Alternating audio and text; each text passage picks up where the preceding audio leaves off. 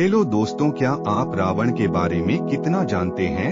आपको ऐसा रहस्य बताएंगे जो आप नहीं जानते। तो आइए अब जानते हैं रावण के तीसरे कारण को, जो रावण की सकारात्मक छवि को दर्शाता है।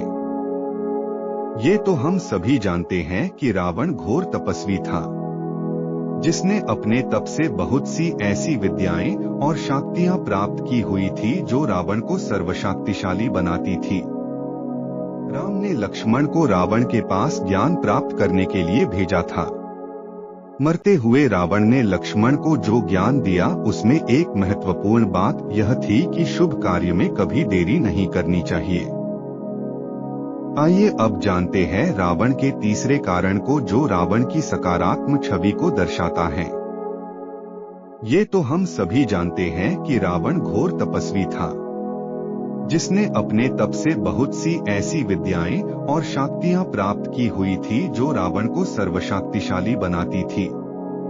रावण ने त्रिदेवों की तपस्या की और सबसे अलग अलग वरदान मांगा। मृत्यु को दूर रखने के लिए उसने ब्रह्मा जी की कड़ी तपस्या की अमरता का वरदान मांगा।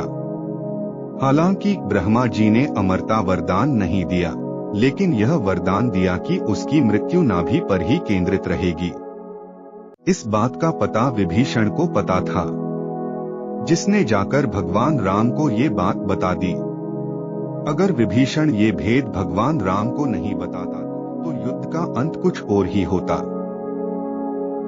यदि बात की जाए रावण के परिवार की, तो रावण भगवान ब्रह्मा जी के वंशजों में से ही एक है।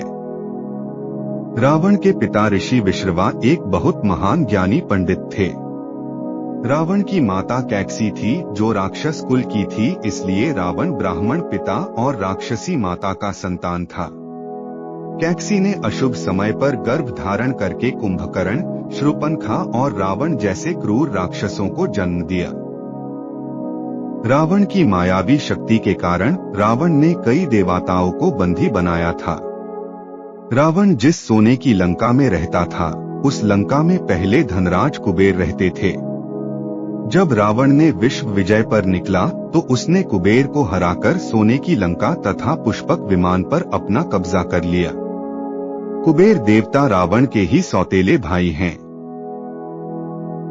रावण को त्रिलोक विजेता कहकर संबोधित किया जाता है। आखिरकार ऐसा क्यों, चलिए जानते हैं। दरअसल रावण ने अपनी नीतियों के बलबूते पर अपने आसपास के मुख्य राज्य जैसे अंग द्वीप, मलय द्वीप, वराह द्वीप, शंख द्वीप, कुश द्वीप, यशद्वीप और आंध्रालय, इन सभी राज्यों पर धावा बोलकर अपने अधीन कर लिया था। रावण ज्योतिष विद्या और तंत्र मंत्र का जानकार भी था। रावण ने अपने जीवन काल के दौरान बहुत सारी महान रचनाएं की, जैसे शिव तांडव स्तोत्र, अरुण संहिता, रावण संहिता, लाल किताब प्रमुख है। दशहरा वाले दिन भारत के हर कोने पर रावण दहन किया जाता है, जिसमें लोगों की भारी भीड़ शामिल होती है। लेकिन देश में कुछ ऐसी भी जगह भी है जहां रावण का पुतला नहीं जलाया। जी हां, दक्षिण भारतीय राज्य कर्नाटक के कोलार में आज से नहीं बल्कि वर्षों से रावण का पुतला नहीं जलाया जाता है। इसके साथ जोधपुर मध्य प्रदेश, हिमाचल प्रदेश और उत्तर प्रदेश में भी कुछ जगह ऐसी हैं जहां रावण का पुतला नहीं जलाया जाता। रावण को संगीत में गहरी रुचि थी। रावण वीणा बजाना भी बखूबी आता था, और वह इतना अच्छा वीणा बजाया करता था कि स्वर्ग लोक से देवता आकर उसके वीणा वादन को सुना करते थे।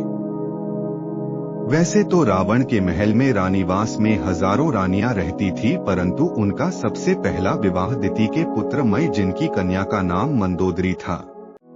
रावण की छवि को एक स्त्री संभोग के रूप में जाना जाता है, पर ये पूर्णतः सत्य नहीं है।